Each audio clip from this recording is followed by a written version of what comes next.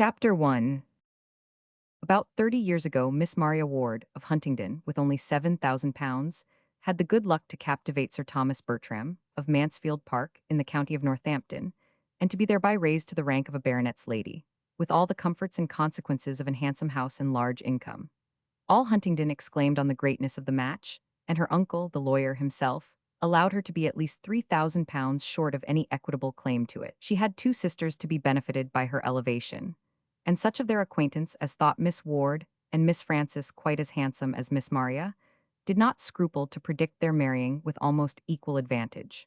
But there certainly are not so many men of large fortune in the world as there are pretty women to deserve them. Miss Ward, at the end of half a dozen years, found herself obliged to be attached to the Rev. Mr. Norris, a friend of her brother-in-law, with scarcely any private fortune, and Miss Frances fared yet worse. Miss Ward's match, indeed, when it came to the point, was not contemptible, Sir Thomas being happily able to give his friend an income in the living of Mansfield, and Mr. and Mrs. Norris began their career of conjugal felicity with very little less than 1,000 a year. But Miss Frances married, in the common phrase, to disoblige her family, and by fixing on a lieutenant of marines, without education, fortune, or connections, did it very thoroughly. She could hardly have made a more untoward choice. Sir Thomas Bertram had interest which, from principle as well as pride, from a general wish of doing right, and a desire of seeing all that were connected with him in situations of respectability, he would have been glad to exert for the advantage of Lady Bertram's sister. But her husband's profession was such as no interest could reach, and before he had time to devise any other method of assisting them, an absolute breach between the sisters had taken place. It was the natural result of the conduct of each party, and such as a very imprudent marriage almost always produces. To save herself from useless remonstrance, Mrs. Price never wrote to her family on the subject till actually married. Lady Bertram, who was a woman of very tranquil feelings and a temper remarkably easy and indolent, would have contented herself with merely giving up her sister and thinking no more of the matter. But Mrs. Norris had a spirit of activity, which could not be satisfied till she had written a long and angry letter to Fanny to point out the folly of her conduct and threaten her with all its possible ill consequences. Mrs. Price, in her turn, was injured and angry, and an answer, which comprehended each sister in its bitterness, and bestowed such very disrespectful reflections on the pride of Sir Thomas as Mrs. Norris could not possibly keep to herself, put an end to all intercourse between them for a considerable period. Their homes were so distant, and the circles in which they moved so distinct, as almost to preclude the means of ever hearing of each other's existence during the 11 following years, or, at least, to make it very wonderful to Sir Thomas that Mrs. Norris should ever have it in her power to tell them, as she now and then did, in an angry voice, that Fanny had got another child. By the end of 11 years, however, Mrs. Price could no longer afford to cherish pride or resentment, or to lose one connection that might possibly assist her. A large and still increasing family, and husband disabled for active service, but not the less equal to company and good liquor, and a very small income to supply their wants, made her eager to regain the friends she had so carelessly sacrificed. And she addressed Lady Bertram in a letter which spoke so much contrition and despondence, such a superfluity of children, and such a want of almost everything else, as could not but dispose them all to a reconciliation. She was preparing for her 9th lying in, and after bewailing the circumstance, and imploring their countenance as sponsors to the expected child, she could not conceal how important she felt they might be to the future maintenance of the 8 already in being. Her eldest was a boy of 10 years old, a fine-spirited fellow, who longed to be out in the world. But what could she do? Was there any chance of his being hereafter useful to Sir Thomas in the concerns of his West Indian property? No situation would be beneath him. Or what did Sir Thomas think of Woolwich? Or how could a boy be sent out to the East? The letter was not unproductive. It re-established peace and kindness. Sir Thomas sent friendly advice and professions, Lady Bertram dispatched money and baby linen, and Mrs. Norris wrote the letters. Such were its immediate effects, and within a 12-month, a more important advantage to Mrs. Price resulted from it. Mrs. Norris was often observing to the others that she could not get her poor sister and her family out of her head, and that, much as they had all done for her, she seemed to be wanting to do more. And at length she could not but own it to be her wish that poor Mrs. Price should be relieved from the charge and expense of one child entirely out of her great number. What if they were among them to undertake the care of her eldest daughter, a girl now 9 years old, of an age to require more attention than her poor mother could possibly give? The trouble and expense of it to them would be nothing, compared with the benevolence of the action. Lady Bertram agreed with her instantly. "I think we cannot do better," said she. "Let us send for the child." Sir Thomas could not give so instantaneous and unqualified a consent. He debated and hesitated. It was a serious charge. A girl so brought up must be adequately provided for, or there would be cruelty instead of kindness in taking her from her family. He thought of his own 4 children, of his 2 sons, of cousins in love, etc. But no sooner had he deliberately begun to state his objections than Mrs. Norris interrupted him with a reply to them all, whether stated or not. "My dear Sir Thomas, I perfectly comprehend you, and do justice to the generosity and delicacy of your notions, which indeed are quite of a piece with your general conduct. And I entirely agree with you in the main, as to the propriety of doing everything one could by way of providing for a child one had in a manner taken into one's own hands. And I am sure I should be the last person in the world to withhold my mite upon such an occasion. Having no children of my own, who should I look to in any little matter I may ever have to bestow, but the children of my sisters? And I am sure Mr. Norris is too just, but you know I am a woman of few words and professions.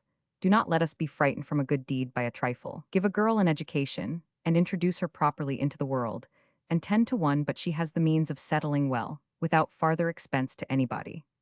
A niece of ours, Sir Thomas, I may say, or at least of yours, would not grow up in this neighborhood without many advantages. I don't say she would be so handsome as her cousins. I dare say she would not, but she would be introduced into the society of this country under such very favorable circumstances as in all human probability would get her a creditable establishment. You are thinking of your sons, but do not you know that of all things upon earth that is the least likely to happen, brought up as they would be, always together like brothers and sisters? It is morally impossible. I never knew an instance of it. It is, in fact, the only sure way of providing against the connection. Suppose her a pretty girl, and seen by Tom or Edmund for the first time 7 years hence, and I dare say there would be mischief. The very idea of her having been suffered to grow up at a distance from us, all in poverty and neglect, would be enough to make either of the dear, sweet-tempered boys in love with her. But breed her up with them from this time, and suppose her even to have the beauty of an angel, and she will never be more to either than a sister." "There is a great deal of truth in what you say," replied Sir Thomas, "and far be it from me to throw any fanciful impediment in the way of a plan which would be so consistent with the relative situations of each. I only meant to observe that it ought not to be lightly engaged in, and that to make it really serviceable to Mrs. Price, and creditable to ourselves, we must secure to the child, or consider ourselves engaged to secure to her hereafter, as circumstances may arise, the provision of a gentlewoman, if no such establishment should offer as you are so sanguine in expecting." "I thoroughly understand you," cried Mrs. Norris. "You are everything that is generous and considerate, and I am sure we shall never disagree on this point. Whatever I can do, as you well know, I am always ready enough to do for the good of those I love. And though I could never feel for this little girl the 100th part of the regard I bear your own dear children, nor consider her, in any respect, so much my own, I should hate myself if I were capable of neglecting her. Is not she a sister's child? And could I bear to see her want while I had a bit of bread to give her? My dear Sir Thomas, with all my faults I have a warm heart, and, poor as I am, would rather deny myself the necessaries of life than do an ungenerous thing. So, if you are not against it, I will write to my poor sister tomorrow, and make the proposal, and as soon as matters are settled, I will engage to get the child to Mansfield. You shall have no trouble about it. My own trouble, you know, I never regard. I will send Nanny to London on purpose, and she may have a bed at her cousin the saddler's, and the child be appointed to meet her there. They may easily get her from Portsmouth to town by the coach, under the care of any creditable person that may chance to be going. I dare say there is always some reputable tradesman's wife or other going up. Except to the attack on Nanny's cousin, Sir Thomas no longer made any objection, and a more respectable, though less economical rendezvous being accordingly substituted, everything was considered as settled, and the pleasures of so benevolent a scheme were already enjoyed. The division of gratifying sensations ought not, in strict justice, to have been equal, for Sir Thomas was fully resolved to be the real and consistent patron of the selected child, and Mrs. Norris had not the least intention of being at any expense whatever in her maintenance. As far as walking, talking, and contriving reached, she was thoroughly benevolent, and nobody knew better how to dictate liberality to others. But her love of money was equal to her love of directing, and she knew quite as well how to save her own as to spend that of her friends. Having married on a narrower income than she had been used to look forward to, She had, from the first, fancied a very strict line of economy necessary, and what was begun as a matter of prudence soon grew into a matter of choice, as an object of that needful solicitude which there were no children to supply. Had there been a family to provide for, Mrs. Norris might never have saved her money. But having no care of that kind, there was nothing to impede her frugality or lessen the comfort of making a yearly addition to an income which they had never lived up to. Under this infatuating principle, counteracted by no real affection for her sister, it was impossible for her to aim at more than the credit of projecting and arranging so expensive a charity, though perhaps she might so little know herself as to walk home to the parsonage, after this conversation, in the happy belief of being the most liberal-minded sister and aunt in the world. When the subject was brought forward again, her views were more fully explained, and, in reply to Lady Bertram's calm inquiry of where shall the child come to first, sister, to you or to us, Sir Thomas heard with some surprise that it would be totally out of Mrs. Norris's power to take any share in the personal charge of her. He had been considering her as a particularly welcome addition at the parsonage, as a desirable companion to an aunt who had no children of her own, but he found himself wholly mistaken. Mrs. Norris was sorry to say that the little girl's staying with them, at least as things then were, was quite out of the question. Poor Mr. Norris's indifferent state of health made it an impossibility. He could no more bear the noise of a child than he could fly. If, indeed, he should ever get well of his gouty complaints, it would be a different matter. She should then be glad to take her turn, and think nothing of the inconvenience. But just now, poor Mr. Norris took up every moment of her time, and the very mention of such a thing she was sure would distract him. Then she had better come to us, said Lady Bertram with the utmost composure. After a short pause, Sir Thomas added with dignity, "Yes, let her home be in this house. We will endeavor to do our duty by her, and she will, at least, have the advantage of companions of her own age and of a regular instructress." "Very true," cried Mrs. Norris, "which are both very important considerations, and it will be just the same to Miss Lee whether she has 3 girls to teach, or only 2, there can be no difference. I only wish I could be more useful, but you see I do all in my power. I am not one of those that spare their own trouble, and Nanny shall fetch her, however it may put me to inconvenience to have my chief counselor away for 3 days. I suppose, sister, you will put the child in the little white attic, near the old nurseries. It will be much the best place for her, so near Miss Lee, and not far from the girls, and close by the housemaids, who could either of them help to dress her, and take care of her clothes, for I suppose you would not think it fair to expect Ellis to wait on her as well as the others. Indeed, I do not see that you could possibly place her anywhere else." Lady Bertram made no opposition. "I hope she will prove a well-disposed girl," continued Mrs. Norris, "and be sensible of her uncommon good fortune in having such friends." "Should her disposition be really bad," said Sir Thomas, "we must not, for our own children's sake, continue her in the family, but there is no reason to expect so great an evil. We shall probably see much to wish altered in her, and must prepare ourselves for gross ignorance, some meanness of opinions, and very distressing vulgarity of manner. But these are not incurable faults, nor, I trust, can they be dangerous for her associates. Had my daughters been younger than herself, I should have considered the introduction of such a companion as a matter of very serious moment. But as it is, I hope there can be nothing to fear for them, and everything to hope for her from the association." "That is exactly what I think," cried Mrs. Norris, "and what I was saying to my husband this morning. It will be an education for the child," said I, "only being with her cousins. If Miss Lee taught her nothing, she would learn to be good and clever from them." "I hope she will not tease my poor pug," said Lady Bertram. "I have but just got Julia to leave it alone." "There will be some difficulty in our way, Mrs. Norris," observed Sir Thomas, "as to the distinction proper to be made between the girls as they grow up. How to preserve in the minds of my daughters the consciousness of what they are, without making them think too lowly of their cousin, and how, without depressing her spirits too far, to make her remember that she is not a Miss Bertram. I should wish to see them very good friends, and would, on no account, authorize in my girls the smallest degree of arrogance towards their relation, but still they cannot be equals. Their rank, fortune, rights, and expectations will always be different. It is a point of great delicacy, and you must assist us in our endeavors to choose exactly the right line of conduct."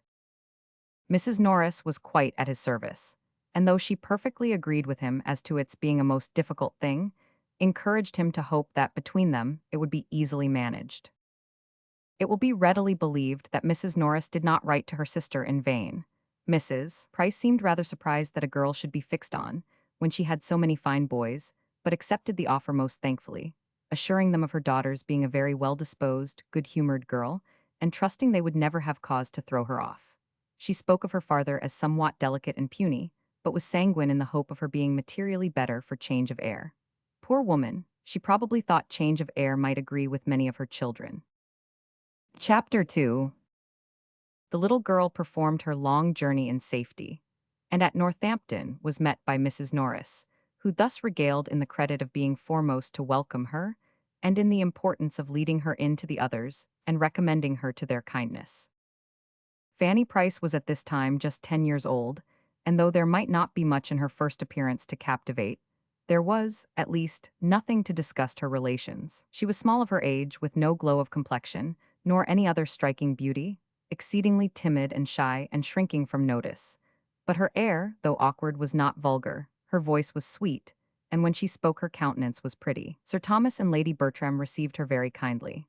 And Sir Thomas, seeing how much she needed encouragement, tried to be all that was conciliating, but he had to work against a most untoward gravity of deportment, and Lady Bertram, without taking half so much trouble, or speaking one word where he spoke 10, by the mere aid of a good-humored smile, became immediately the less awful character of the two. The young people were all at home, and sustained their share in the introduction very well, with much good humor, and no embarrassment, at least on the part of the sons, who, at 17 and 16, and tall of their age, had all the grandeur of men in the eyes of their little cousin. The two girls were more at a loss from being younger, and in greater awe of their father, who addressed them on the occasion with rather an injudicious particularity. But they were too much used to company and praise to have anything like natural shyness, and their confidence increasing from their cousin's total want of it, they were soon able to take a full survey of her face and her frock in easy indifference. They were a remarkably fine family, the sons very well-looking, the daughters decidedly handsome, and all of them well-grown and forward of their age, which produced as striking a difference between the cousins in person as education had given to their address. And no one would have supposed the girls so nearly of an age as they really were. There were in fact but 2 years between the youngest and Fanny. Julia Bertram was only 12 and Maria but a year older. The little visitor meanwhile was as unhappy as possible. Afraid of everybody, ashamed of herself, and longing for the home she had left, she knew not how to look up, and could scarcely speak to be heard, or without crying. Mrs. Norris had been talking to her the whole way from Northampton of her wonderful good fortune, and the extraordinary degree of gratitude and good behavior which it ought to produce, and her consciousness of misery was therefore increased by the idea of its being a wicked thing for her not to be happy. The fatigue, too, of so long a journey, became soon no trifling evil. In vain were the well-meant condescensions of Sir Thomas, and all the officious prognostications of Mrs. Norris that she would be a good girl. In vain did Lady Bertram smile and make her sit on the sofa with herself and Pug, and vain was even the sight of a gooseberry tart towards giving her comfort. She could scarcely swallow 2 mouthfuls before tears interrupted her, and sleep seeming to be her likeliest friend, she was taken to finish her sorrows in bed. "This is not a very promising beginning," said Mrs. Norris, when Fanny had left the room. "After all that I said to her as we came along, I thought she would have behaved better. I told her how much might depend upon her acquitting herself well at first. I wish there may not be a little sulkiness of temper. Her poor mother had a good deal, but we must make allowances for such a child, and I do not know that her being sorry to leave her home is really against her, for, with all its faults, it was her home, and she cannot as yet understand how much she has changed for the better. But then there is moderation in all things." It required a longer time, however, than Mrs. Norris was inclined to allow, to reconcile Fanny to the novelty of Mansfield Park and the separation from everybody she had been used to. Her feelings were very acute and too little understood to be properly attended to. Nobody meant to be unkind, but nobody put themselves out of their way to secure her comfort. The holiday allowed to the Miss Bertrams the next day, on purpose to afford leisure for getting acquainted with, and entertaining their young cousin, produced little union. They could not but hold her cheap on finding that she had but 2 sashes, and had never learned French. And when they perceived her to be little struck with the duet they were so good as to play, they could do no more than make her a generous present of some of their least valued toys, and leave her to herself, while they adjourned to whatever might be the favorite holiday sport of the moment, making artificial flowers or wasting gold paper. Fanny, whether near or from her cousins, whether in the schoolroom, the drawing room, or the shrubbery, was equally forlorn, finding something to fear in every person and place. She was disheartened by Lady Bertram's silence, awed by Sir Thomas's grave looks, and quite overcome by Mrs. Norris's admonitions. Her elder cousins mortified her by reflections on her size, and abashed her by noticing her shyness. Miss Lee wondered at her ignorance, and the maidservants sneered at her clothes. And when to these sorrows was added the idea of the brothers and sisters among whom she had always been important as playfellow, instructress, and nurse, the despondence that sunk her little heart was severe. The grandeur of the house astonished, but could not console her. The rooms were too large for her to move in with ease. Whatever she touched she expected to injure, and she crept about in constant terror of something or other, often retreating towards her own chamber to cry, and the little girl who was spoken of in the drawing-room, when she left it at night as seeming so desirably sensible of her peculiar good fortune, ended every day's sorrows by sobbing herself to sleep. A week had passed in this way, and no suspicion of it conveyed by her quiet, passive manner, when she was found one morning by her cousin Edmund, the youngest of the sons, sitting crying on the attic stairs. "My dear little cousin," said he, with all the gentleness of an excellent nature, "what can be the matter?" And sitting down by her, he was at great pains to overcome her shame in being so surprised, and persuade her to speak openly. Was she ill, or was anybody angry with her? Or had she quarreled with Maria and Julia? Or was she puzzled about anything in her lesson that he could explain? Did she, in short, want anything he could possibly get her or do for her? For a long while no answer could be obtained beyond a no, no, not at all, no, thank you. But he still persevered, and no sooner had he begun to revert to her own home than her increased sobs explained to him where the grievance lay. He tried to console her. "You are sorry to leave mamma, my dear little Fanny," said he, "which shows you to be a very good girl, but you must remember that you are with relations and friends who all love you and wish to make you happy. Let us walk out in the park, and you shall tell me all about your brothers and sisters." On pursuing the subject, he found that, dear as all these brothers and sisters generally were, there was one among them who ran more in her thoughts than the rest. It was William whom she talked of most, and wanted most to see. William, the eldest, a year older than herself, her constant companion and friend, her advocate with her mother, of whom he was the darling in every distress. William did not like she should come away. He had told her he should miss her very much indeed. "But William will write to you, I dare say." Yes, he had promised he would, but he had told her to write first. "And when shall you do it?" She hung her head and answered hesitatingly. She did not know, she had not any paper. "If that be all your difficulty, I will furnish you with paper and every other material, and you may write your letter whenever you choose. Would it make you happy to write to William?" "Yes, very." "Then let it be done now. Come with me into the breakfast room, we shall find everything there, and be sure of having the room to ourselves." "But, cousin, will it go to the post?" "Yes, depend upon me it shall. It shall go with the other letters, and, as your uncle will frank it, it will cost William nothing." "My uncle," repeated Fanny with a frightened look. "Yes, when you have written the letter, I will take it to my father to frank." Fanny thought it a bold measure, but offered no further resistance, and they went together into the breakfast room, where Edmund prepared her paper, and ruled her lines with all the goodwill that her brother could himself have felt, and probably with somewhat more exactness. He continued with her the whole time of her writing, to assist her with his penknife or his orthography, as either were wanted, and added to these attentions, which she felt very much, a kindness to her brother which delighted her beyond all the rest.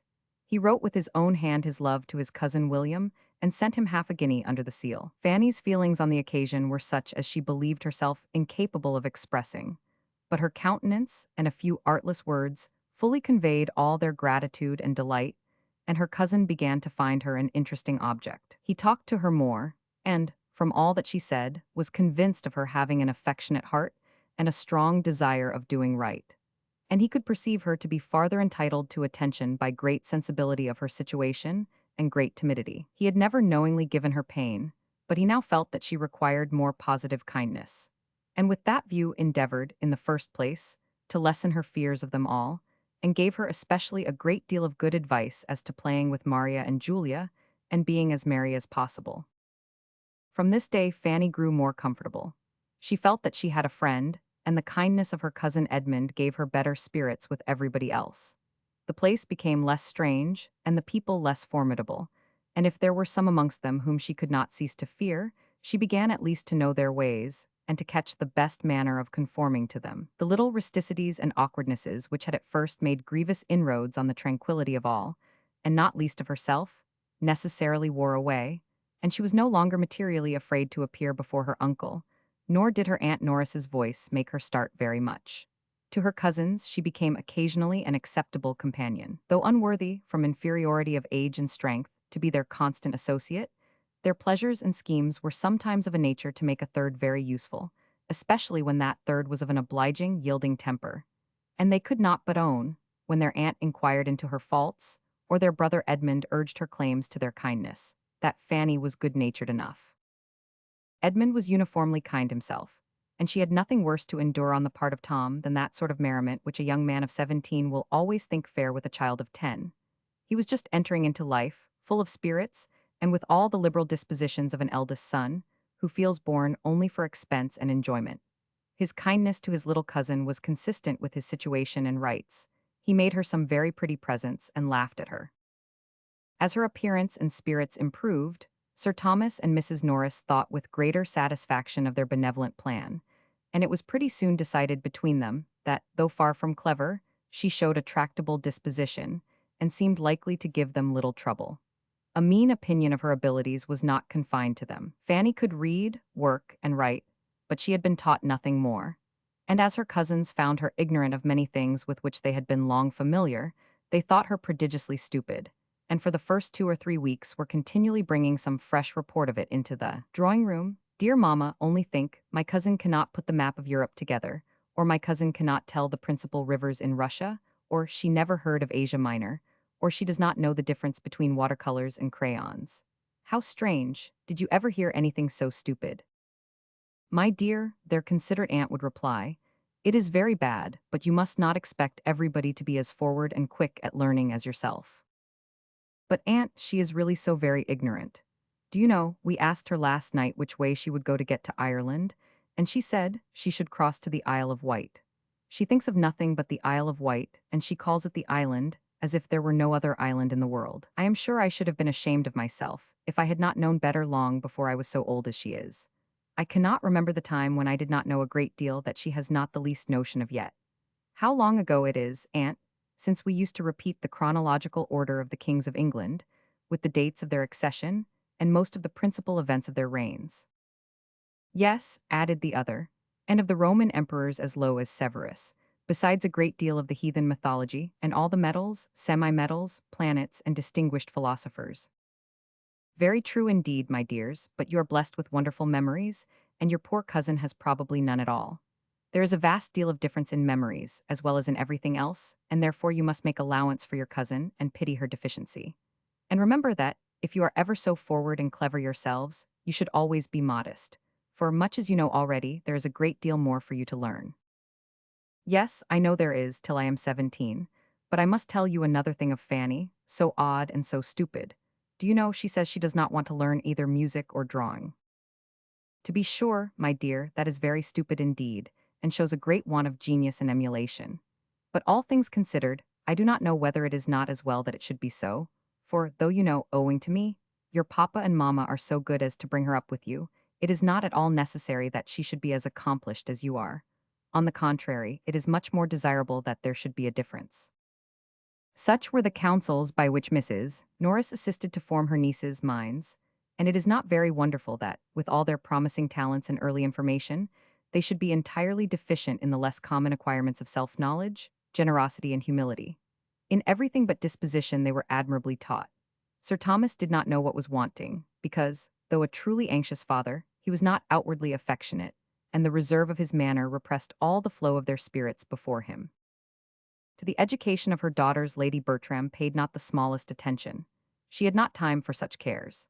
She was a woman who spent her days in sitting, nicely dressed, on a sofa, doing some long piece of needlework, of little use and no beauty, thinking more of her pug than her children, but very indulgent to the latter when it did not put herself to inconvenience, guided in everything important by Sir Thomas, and in smaller concerns by her sister. Had she possessed greater leisure for the service of her girls, she would probably have supposed it unnecessary, for they were under the care of a governess, with proper masters, and could want nothing more. As for Fanny S. being stupid at learning, She could only say it was very unlucky, but some people were stupid, and Fanny must take more pains. She did not know what else was to be done. And, except her being so dull, she must add she saw no harm in the poor little thing, and always found her very handy and quick in carrying messages and fetching what she wanted. Fanny, with all her faults of ignorance and timidity, was fixed at Mansfield Park, and learning to transfer in its favor much of her attachment to her former home, grew up there not unhappily among her cousins. There was no positive ill nature in Maria or Julia, and though Fanny was often mortified by their treatment of her, she thought too lowly of her own claims to feel injured by it. From about the time of her entering the family, Lady Bertram, in consequence of a little ill health and a great deal of indolence, gave up the house in town, which she had been used to occupy every spring, and remained wholly in the country, leaving Sir Thomas to attend his duty in Parliament, with whatever increase or diminution of comfort might arise from her absence. In the country, therefore, the Miss Bertrams continued to exercise their memories, practice their duets, and grow tall and womanly, and their father saw them becoming in person, manner, and accomplishments everything that could satisfy his anxiety. His eldest son was careless and extravagant, and had already given him much uneasiness, but his other children promised him nothing but good. His daughters, he felt, while they retained the name of Bertram, must be giving it new grace, and in quitting it, he trusted, would extend its respectable alliances, and the character of Edmund, his strong good sense and uprightness of mind, bid most fairly for utility, honor, and happiness to himself and all his connections. He was to be a clergyman. Amid the cares and the complacency which his own children suggested, Sir Thomas did not forget to do what he could for the children of Mrs. Price. He assisted her liberally in the education and disposal of her sons as they became old enough for a determinate pursuit. And Fanny, though almost totally separated from her family, was sensible of the truest satisfaction in hearing of any kindness towards them, or of anything at all promising in their situation or conduct. Once, and once only in the course of many years, had she the happiness of being with William. Of the rest she saw nothing. Nobody seemed to think of her ever going amongst them again, even for a visit. Nobody at home seemed to want her. But William, determining, soon after her removal, to be a sailor, was invited to spend a week with his sister in Northamptonshire before he went to sea. Their eager affection in meeting, their exquisite delight in being together, their hours of happy mirth, and moments of serious conference, may be imagined, as well as the sanguine views and spirits of the boy even to the last, and the misery of the girl when he left her. Luckily the visit happened in the Christmas holidays, when she could directly look for comfort to her cousin Edmund, and he told her such charming things of what William was to do, and be hereafter, in consequence of his profession, as made her gradually admit that the separation might have some use. Edmund's friendship never failed her. His leaving Eton for Oxford made no change in his kind dispositions, and only afforded more frequent opportunities of proving them. Without any display of doing more than the rest, or any fear of doing too much, he was always true to her interests, and considerate of her feelings, trying to make her good qualities understood, and to conquer the diffidence which prevented their being more apparent, giving her advice, consolation, and encouragement.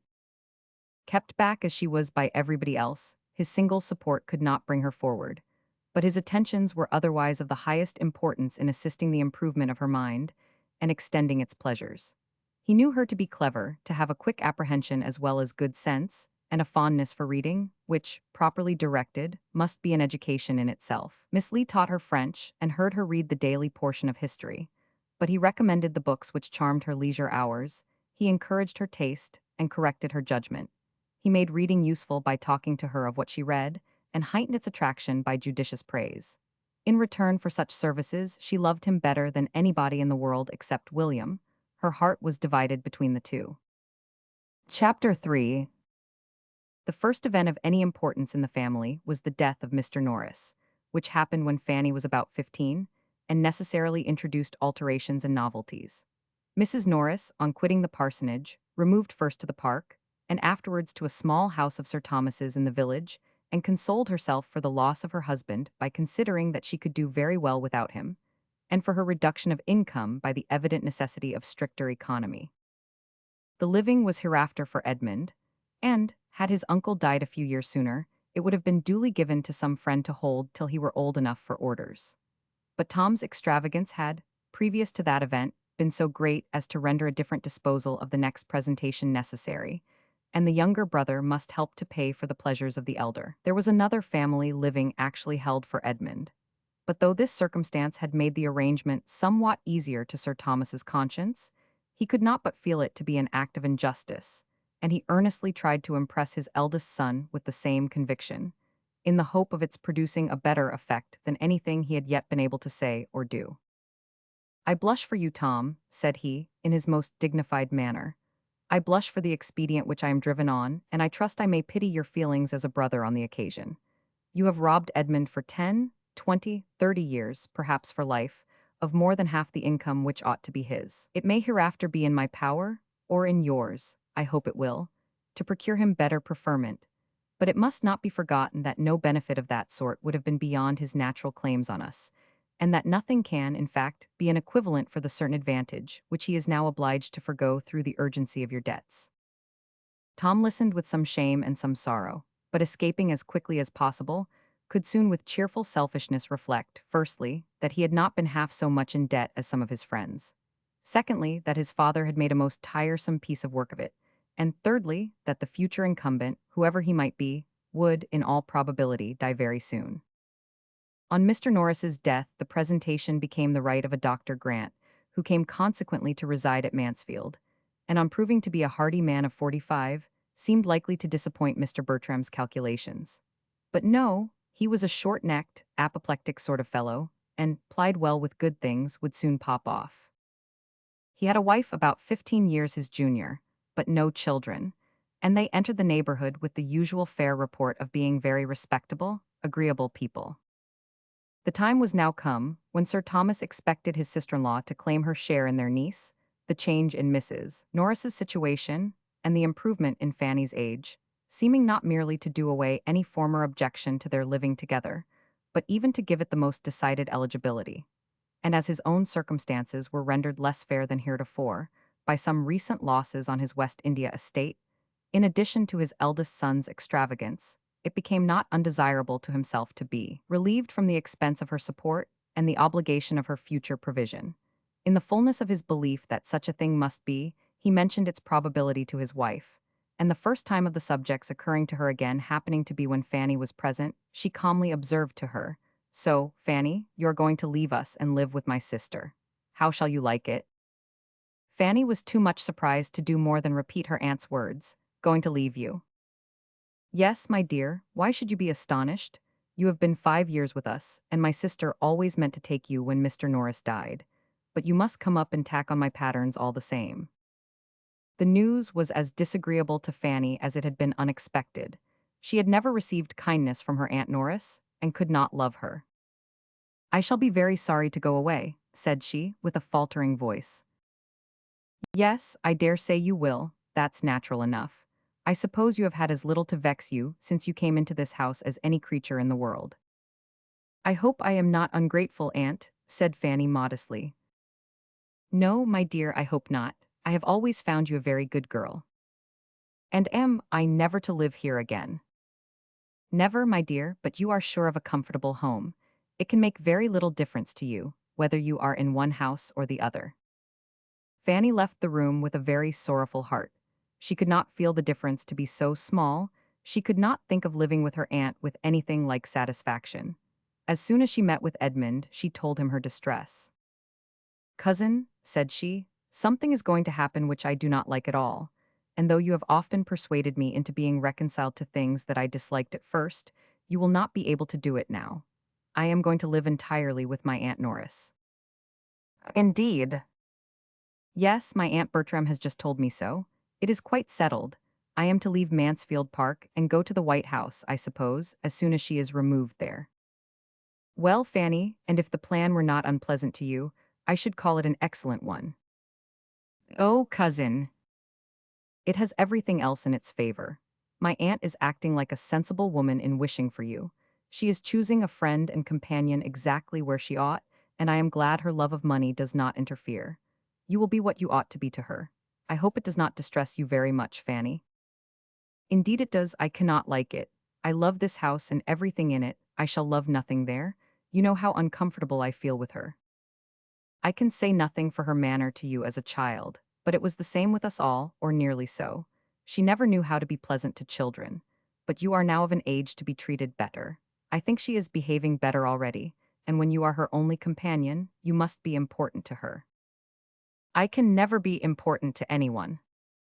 What is to prevent you? Everything, my situation, my foolishness and awkwardness. As to your foolishness and awkwardness, my dear Fanny, believe me, you never have a shadow of either, but in using the word so improperly. There is no reason in the world why you should not be important where you are known. You have good sense and a sweet temper, and I am sure you have a grateful heart that could never receive kindness without wishing to return it. I do not know any better qualifications for a friend and companion. You are too kind, said Fanny, coloring at such praise. How shall I ever thank you as I ought for thinking so well of me? Oh, cousin, if I am to go away, I shall remember your goodness to the last moment of my life. Why, indeed, Fanny, I should hope to be remembered at such a distance as the White House. You speak as if you were going 200 miles off instead of only across the park, but you will belong to us almost as much as ever. The two families will be meeting every day in the year. The only difference will be that, living with your aunt, you will necessarily be brought forward as you ought to be. Here there are too many whom you can hide behind, but with her, you will be forced to speak for yourself. Oh, do not say so. I must say it and say it with pleasure. Mrs. Norris is much better fitted than my mother for having the charge of you now. She is of a temper to do a great deal for anybody she really interests herself about, and she will force you to do justice to your natural powers. Fanny sighed and said, I cannot see things as you do, but I ought to believe you to be right rather than myself, and I am very much obliged to you for trying to reconcile me to what must be. If I could suppose my aunt really to care for me, it would be delightful to feel myself of consequence to anybody. Here, I know I am of none, and yet I love the place so well. The place, Fanny, is what you will not quit, though you quit the house. You will have as free a command of the park and gardens as ever. Even your constant little heart need not take fright at such a nominal change. You will have the same walks to frequent, the same library to choose from, the same people to look at, the same horse to ride. Very true. Yes, dear old gray pony. Ah, cousin, when I remember how much I used to dread riding, what terrors it gave me to hear it talked of as likely to do me good, oh.